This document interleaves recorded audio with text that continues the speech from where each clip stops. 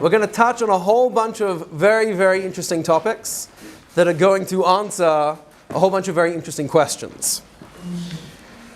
Here we go. So here, a few things just to kind of whet the appetite. Right? Reasons to go to Chutz La'aretz. Reasons to make Aliyah. A Yom Yerushalayim that existed in the past.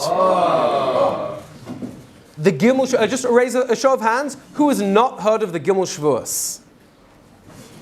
Okay, so we're going to address a little bit about the Gimel Shavuos. And here's a very important one. What to do, or how to think about, Jewish history that isn't linear. What do I mean by that? Sometimes we get this feeling that if this is the Geula, right? We all brought up in institutions where the term Reshit Tzmichat Geulatenu is at least present, right? What do you do when there are huge dips in the road?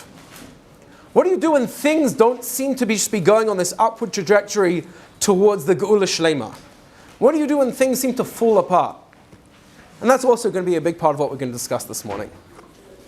Let's begin with the Gimel Shavuos. The Gimel Shavuos are the three oaths, right? The three oaths that mentioned in the end of Maseches Ksubos, which are the three, let's just say what they are. The three oaths are as follows.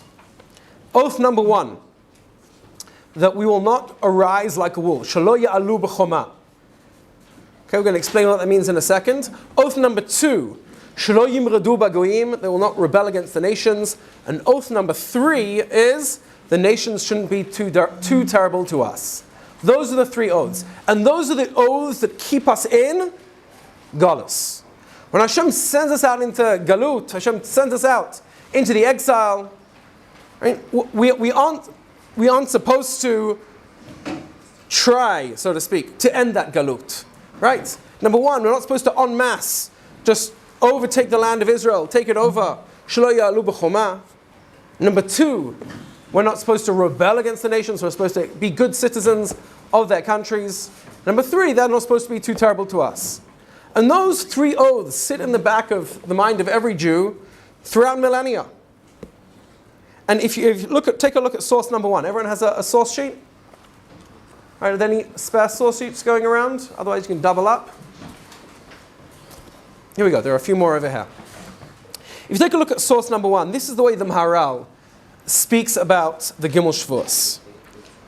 Ve'en safek, ki tam davar zeh, she'achar haya gzerat Hashem yitbarach, sheyeh Yisrael tachat ha'umot. We have no doubt, for the reason for this thing, after it's the gzera, the decree of Hashem, that Yisrael should be underneath the nations, lo yivatlu gzerat Hashem yitbarach b'koach. We will not nullify the gzera of Hashem through force. Shahaya ze neged gzera. That would be against the decree. Namely, it's not necessarily a halachic obligation. It's not necessarily, but it's just a reality of Hashem. We aren't going to undo this gzera through force. Ki'im shitpalelu al malchut Yisrael, al malchut shel Yisrael shetachzor. All we have to do is to daven. The Malchus Yisrael, right? The government, the kingship, the monarchy of Israel should return. Kamoshe tiknu b'berkat etzemach David. Every single day, every Jew from Satmar to Torei Karta, everyone davens for Malchus Yisrael to return, of course. But all we have to do is to daven. We can't be mevatel it through koach. And this kind of this lends us to the title of the shiur, is pacifism a Jewish value?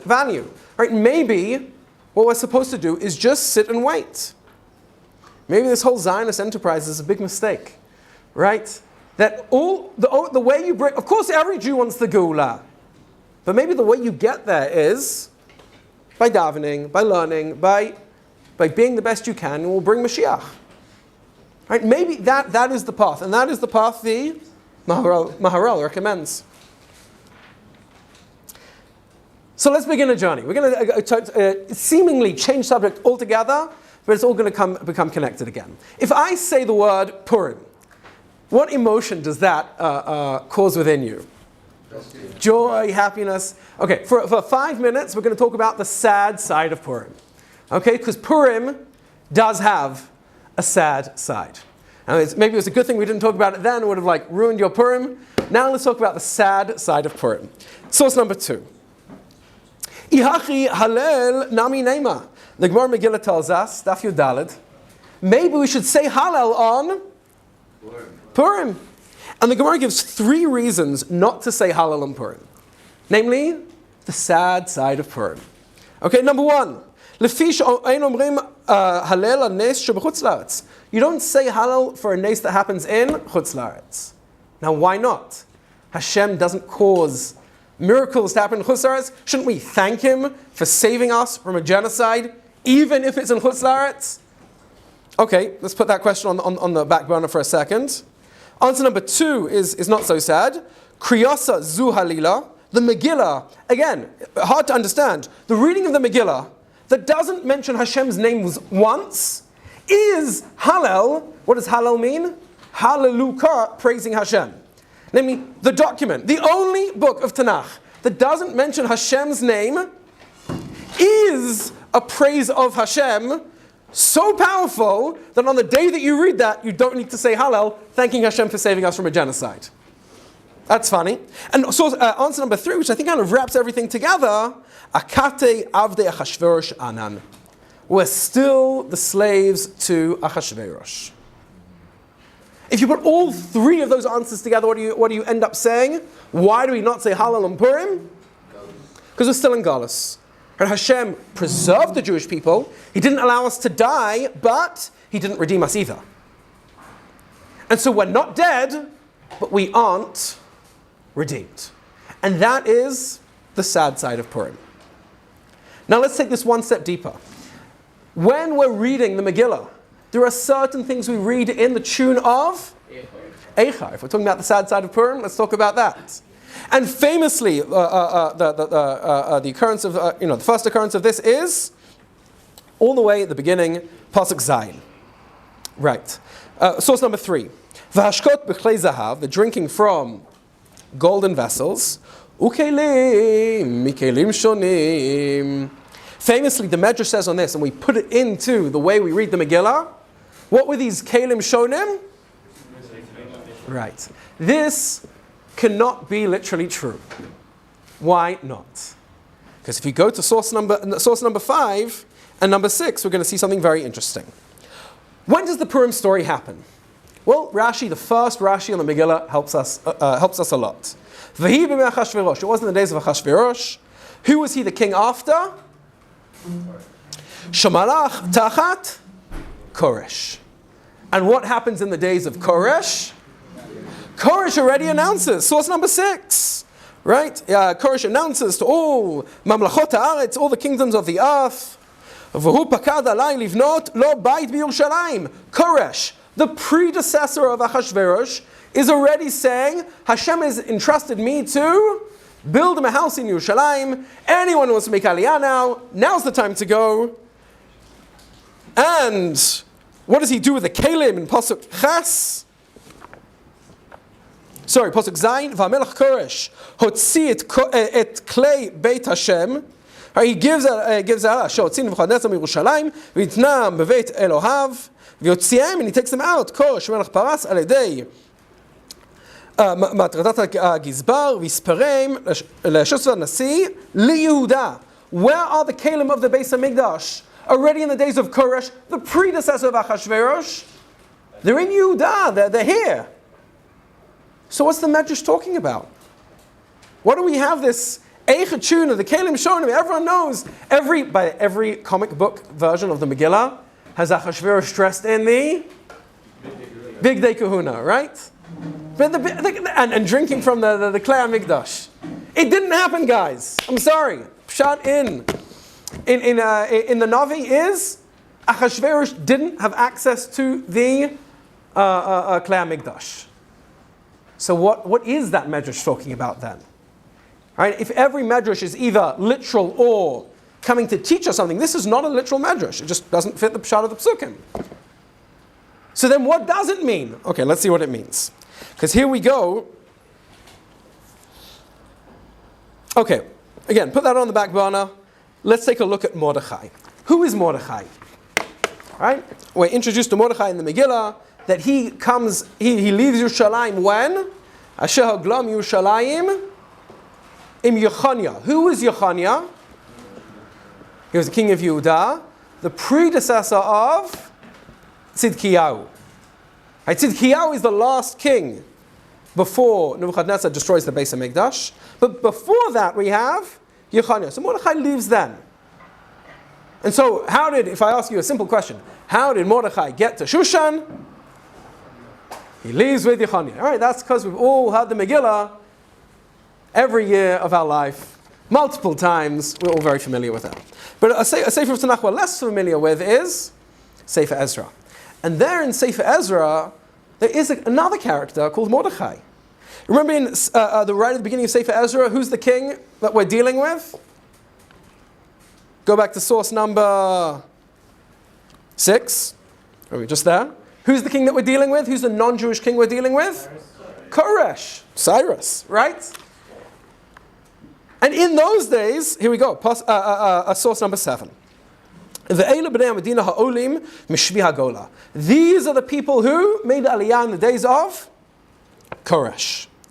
And obviously you can see, I bolded it for you. All right, pasuk base. Asher bo im Zerubbabel, Shon Nehemiah, Sarya, Re'elia, Mordechai Bilshan. There is Mordechai on the list of those who made Aliyah before Achashverosh was even king. Mordechai is coming here to Yerushalayim in the days of Koresh. So how's he in Shushan? And just in case you think maybe, I don't know, Mordechai is like a really common name, what does the Ibn Ezra say? Source number 8. Nice, short source. Who Mordechai Yehudi? Just in case you were wondering, this is the same guy. Okay, so now we have to ask, if Mordechai made Aliyah in the days of Koresh, how in the world did he become the man sitting at the gates of the king in Shushan? Okay, so let's take a look at source number 10. How in the world did this happen? So we're going to take another parenthetical point, then it's all going to wrap up together. Haman is complaining. He has just become the viceroy of the king. He's very powerful. He's loving it. And then he sees Mordechai. And this makes his blood boil. And he says, source number 10, all this is worth nothing to me. So long, every time I see Mordechai the Jew sitting at the gate of the king. The Gemara in Megillah tells us, what does it mean? So source number 11. Amar Rabbi Elazar, Amar Rabbi Chanina, בשעה שראה המן את מרדכי יושב בשער המלך, אמר זה כל זה אינו שווה לי. כדרב חיסדא, דאמר רב חיסדא, זה בא בפרוז בלאי וזה בא בפרוז בטוי. אמר רב פאפא, וקראו לי עבדה. Apparently, according to this Gemara, Haman was the slave of Mordechai. Now you've probably all heard that because that's quite famous. What's slightly less famous is how it happened. And for that we have to go to source number 12, the Yalkut Shimoni. I'll say it out. It's really good. Okay, here we go. Kedra of Chista, the Amr of Chista. Let's skip to the bold part. Pam achat natan hamelech mamon v'shagram b'rashei geisot lichbosh medina. Show of hands. Who here has seen the movie 300? Okay, just a few guys over here. Okay, the bad guy in that movie may be Achashverosh, right? But you know what's even crazier? One of the generals underneath him may have been Mordechai. That's what this Yalkut Shimoni says. The Yalkut Shimoni says that Achashverosh was going to conquer the land, maybe to fight some Greeks, right? Maybe some Spartans. But either way, the Yalkut Shimoni says there was a war going on. And Achashverosh needed generals. And he had many generals. But two of them were called Haman and Mordechai. One of them is Haman, one of them is Mordechai. And they each get money to manage their troops. And Haman is not a good accountant. Right? And he wastes all his money. And he comes hat in hand in front of Mordechai. And he says, you're a Jew, you're good with money, or whatever, something like that. He says, lend me some money, I need some money. And Mordechai says, okay, but you got to sign yourself over. And that is the story of how Haman became technically, legally, the slave of Mordechai. Okay, that's a super interesting story. But what in the world is one of the Anshe Knesset Gdola, right? Mordechai, the tzaddik, the guy with the long beard, the rabbi. What is he doing, a general in Achashverosh's army? How did that happen, right? How in the world was, what is this, where is this coming from, these Yalkut Shimoni? You got this guy Mordechai.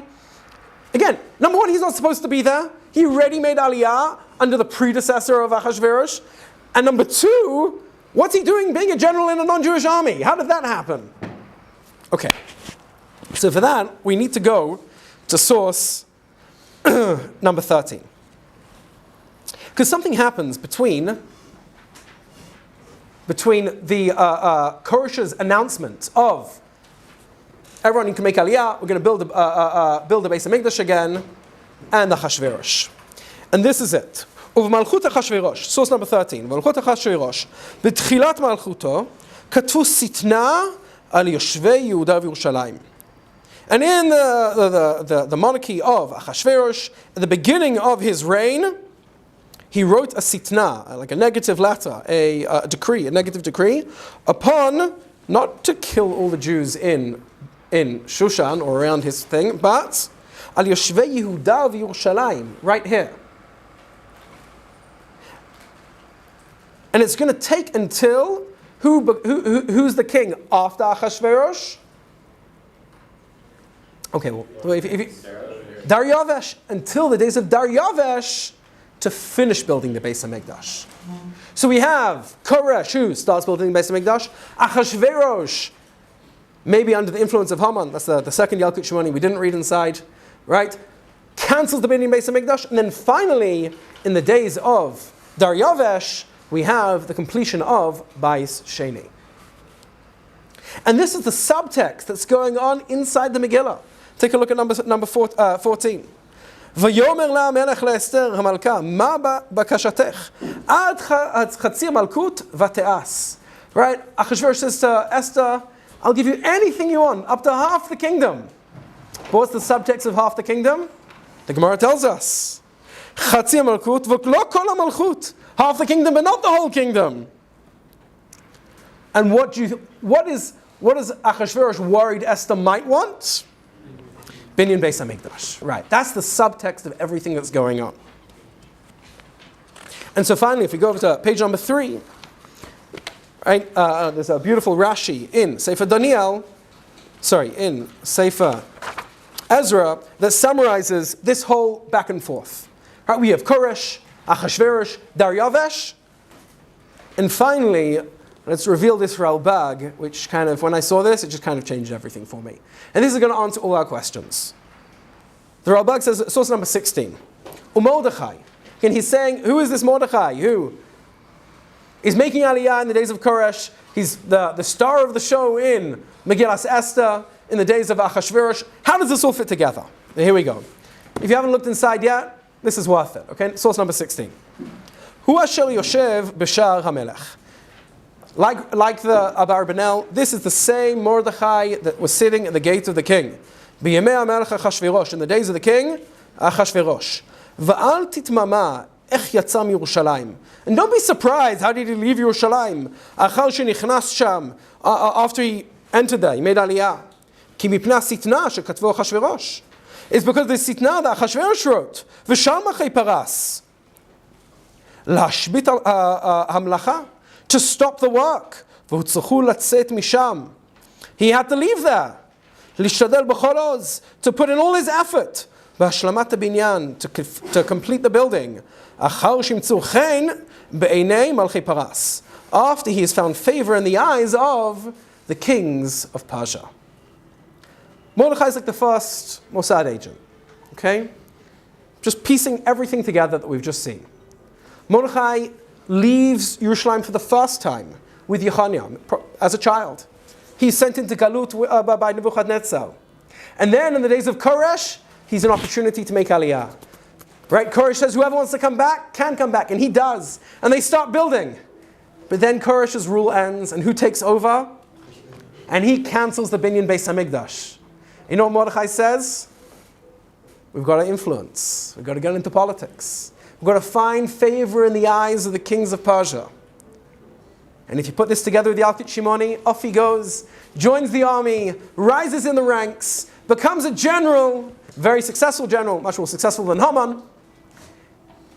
And then after that, after the successful campaign where he's so great, then he gets to Shushan. And he's sitting at the gates of the king because he's one of the king's generals. He has access. And then the whole Purim story happens, and everything flips on its head. And his wife/niece is taken, right? Esther's taken. And then everything kind of falls apart, and everything comes back together again, and we all know how the Purim story ends. Question, yeah? So this kind of showing to be an endorsement of the idea of getting influence in the country that you're in and trying to be close to politics then?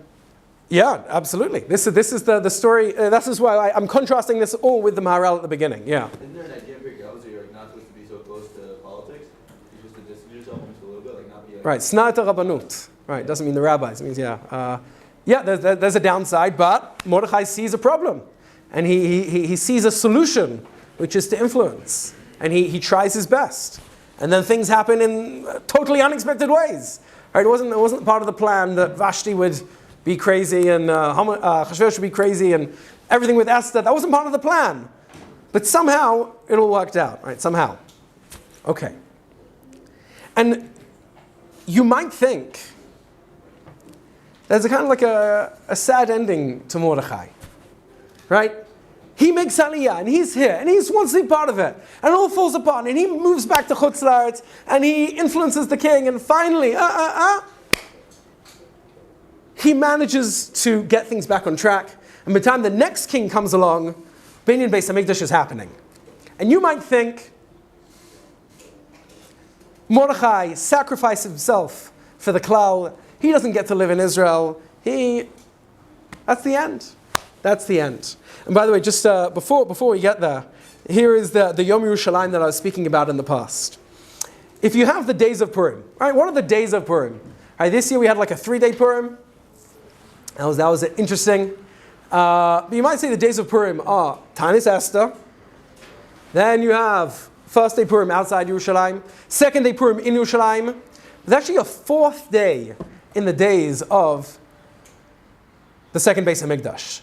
And this may have been called at the time Yom Yerushalayim. Take a look at source number 17. This is Megillas Tanis. Megillas Tanis is referred to in Maseches Tanis a bunch of times and other places in Shas. And it's a Megillah. It's basically like a calendar. This is like Jewish days of different things that happened. And here we have on the 16th of Adar. Tet Zayin Ba'adar. B'shita Asar Bey, Sharui Lemivna, Shura Yerushalayim. Okay, who's good at Aramaic here? What's Sharui? It's like Shari. They were allowed permission, right? Lemivna to build, Shur, the wall of Yerushalayim. And the halacha is, Dala lemispad. You're not supposed to say Hespedim on that day that they were allowed to build the walls of Yerushalayim. Right? Asu Yom Tov, Shesimcha hi lifnei hamakom. It's a great joy in front of Hashem. Shirushalayim nivnet. This is Yom Yerushalayim of Bayis Sheni. The day that the walls of Yerushalayim were allowed to be built, and it was in fact on the 4th day of Purim, so to speak. Right? On the 16th of Purim, on the 16th of Adar, was this Yom Yerushalayim day where they celebrated the permission of being allowed to carry on building and it's like the next stage of history right after Purim. Right? Purim is, we don't get destroyed, but there's a day after that where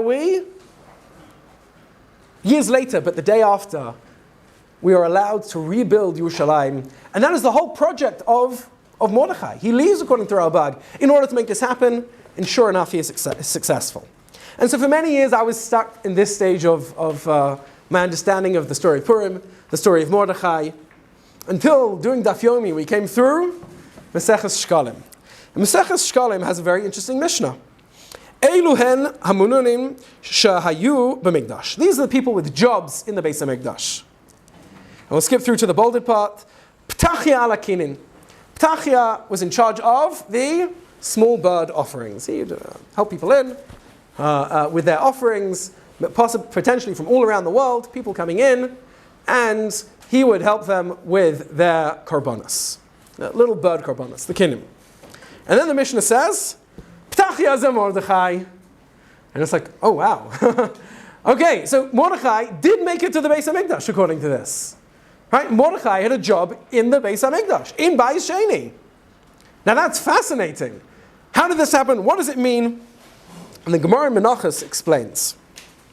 V'hainu ditnan, source number 19. Ptachia ala kinin, ze Mordechai. Okay, so just to put this all together. Mordechai, if we put all of these events together, we have an incredible biography of Mordechai. Mordechai is born in, anyone? Yerushalayim, Eretz Yisrael. And he leaves with the Golus of Yechania by Nebuchadnezzar. He's stuck there for 50 odd years. Then he comes back in the days of Koresh. And then he has this crazy adventure according to the Yalkut Shimoni, where he becomes a general in Achashverosh's army, rises in the ranks, goes to Shar Melech, buys Haman along the way, right? And then, finally, he influences the Melucha, comes back and gets a job in the Beis HaMikdash.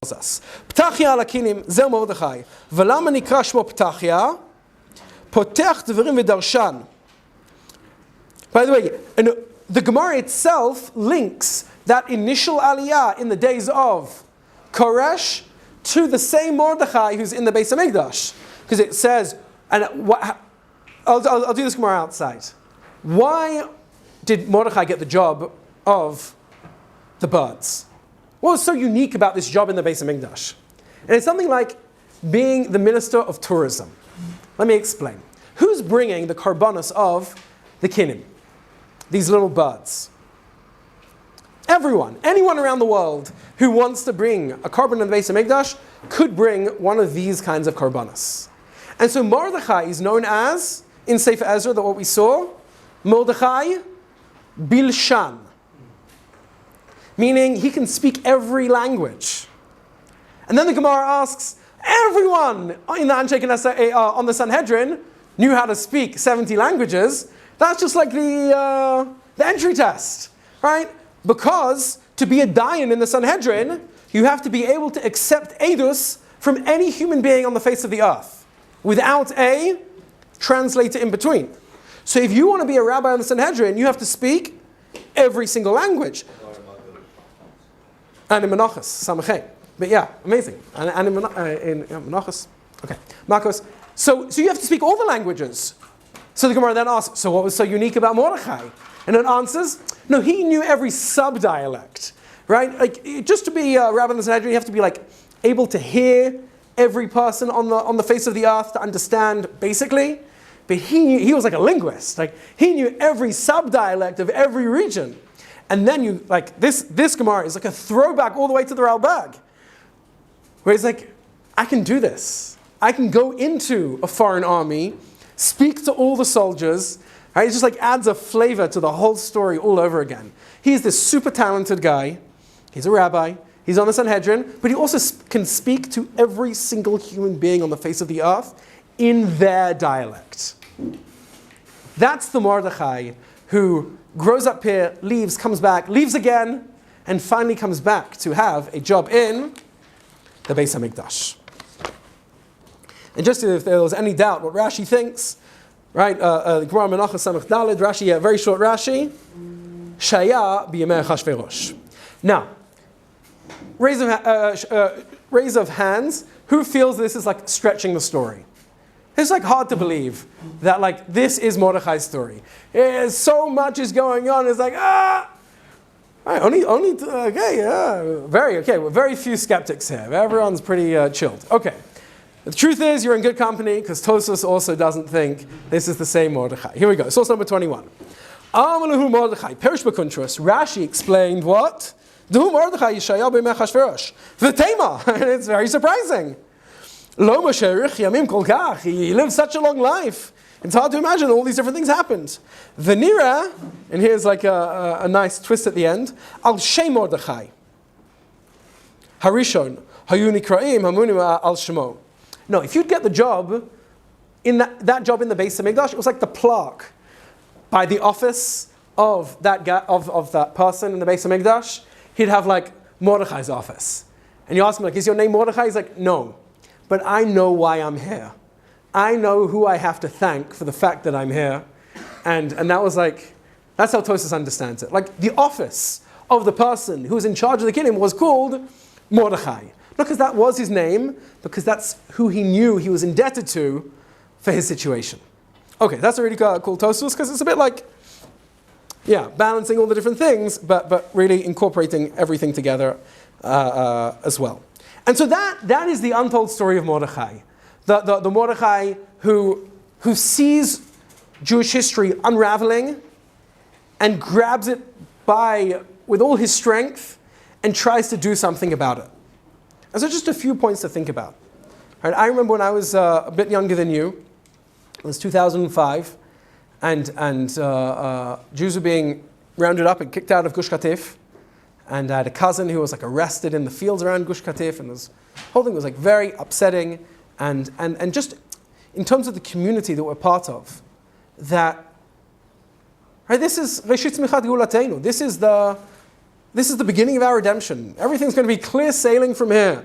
We're just going to have like a nice trajectory of percentage of Jews living in Eretz Yisrael and percentage of the land of Israel under Jewish control. I'm just going to have like a nice little graph that goes upwards into Geula Shalema. And that's not what happened. And it's not what happened in the days of Bayis Sheni either. Right? And to have a little bit of grit, a little bit of, I think people are very disappointed when life doesn't go out the way they expect it to. And I think part of the work is to manage expectations, to be ready for whatever happens. Right? It wasn't like in Bayis Sheni, Koresh said, okay, you can build the Beis Hamikdash, and the next week we were back in the Beis Hamikdash doing the Avodah. No, that's not what happened. The king after him was a Russia who was influenced by terrible people who cancelled the Binny Beis Hamikdash. Everything was stuck here for 18 years. And then he almost genocided us. Right? That's what happened at the beginning of that Geula. Okay, I think part of what Tanakh does when you learn it is it gives you strength to deal with reality, with all its twists and turns, with all its non-linear nature, and just to be able to deal with difficult things when they happen. And to have the inner strength to say, Hashem doesn't owe me. This isn't, I'm guaranteed that the next day is going to be easier than the day before. And in the end of the day, all I need to do is ask, what am I supposed to do now? And that's what Mordechai does. He asks, what am I supposed to do now? And he formulates a plan. And I have to say, by the way, his plan doesn't quite work out. He thinks he's going to rise up as a general and then advise the king and everything's going to go back. And he's stuck at Shar HaMelech. He doesn't get inside. Who gets inside? Esther. And then eventually Esther brings him in. Okay, things don't always have to work out the way you expect. And even when you have good plans and positive plans, they also might not work out.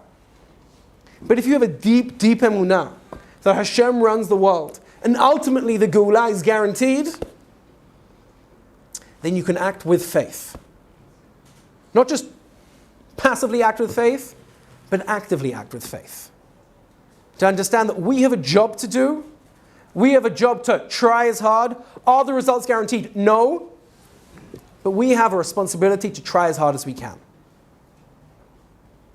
And with that, turn to the Avnei Nezer. Source 23. The Avnei Nezer was a huge posek. It actually comes more from the Hasidic world. See, the Shana Bet guys know. Who was the Avnei Nezer? Rav Lau mentioned it in Shiur, that's why I'm asking. Rav Avram of, I want to say it properly, Sochtachov. All right, Rav Avram of Sochtachov, he was a big posek, and he passed away in 1910.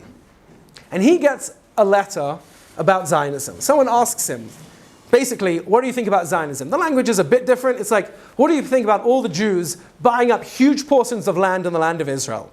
Right? It looks like they're violating the Gimel Shavuos to begin with, right? It looks like they're Olim B'choma. They're like, and so he has a really, really long piece where he goes through it and he thinks about it, and he has a beautiful parush on what the Gimel Shavuos are. Oh, there we go. Life is not linear. Let's go.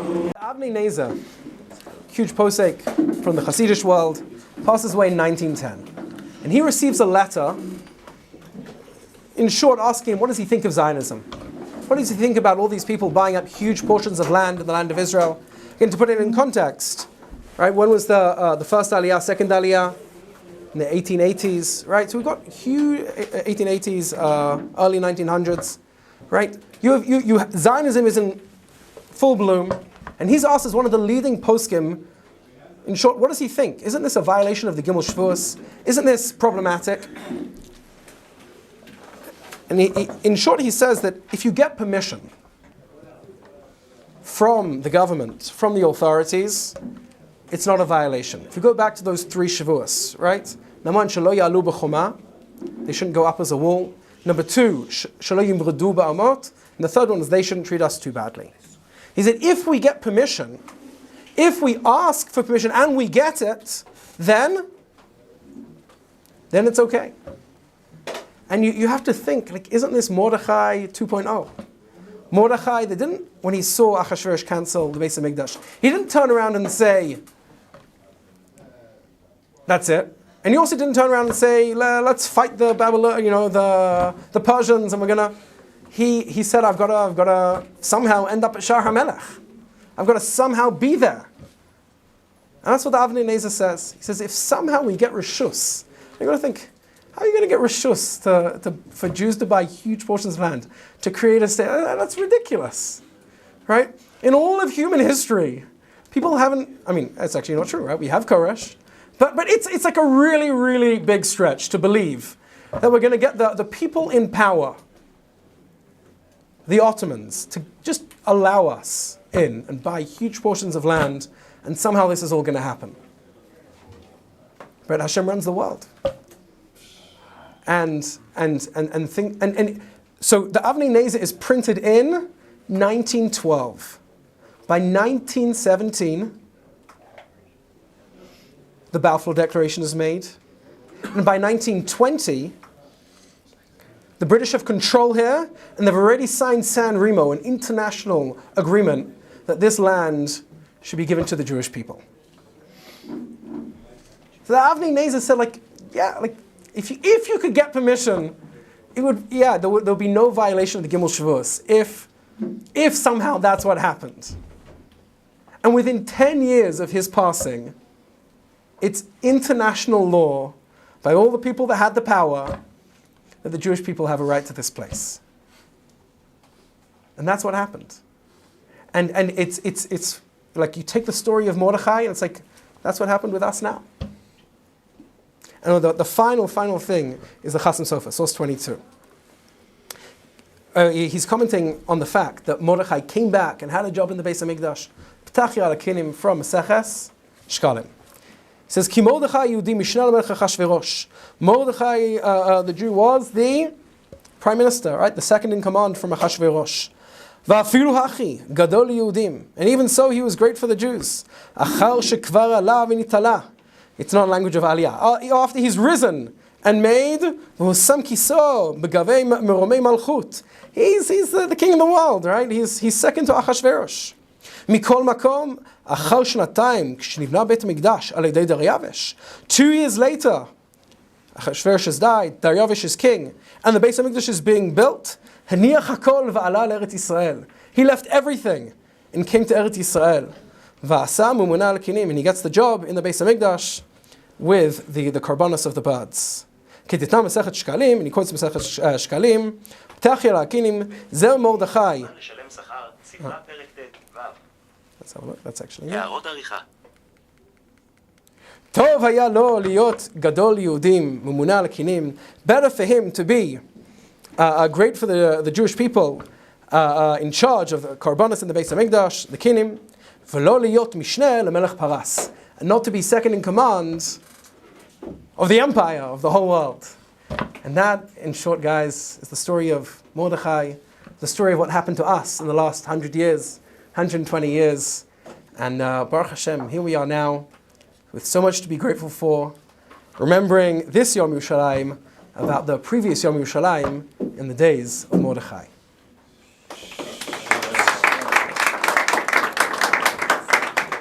Okay. Shkoyach. Our sauce. Okay.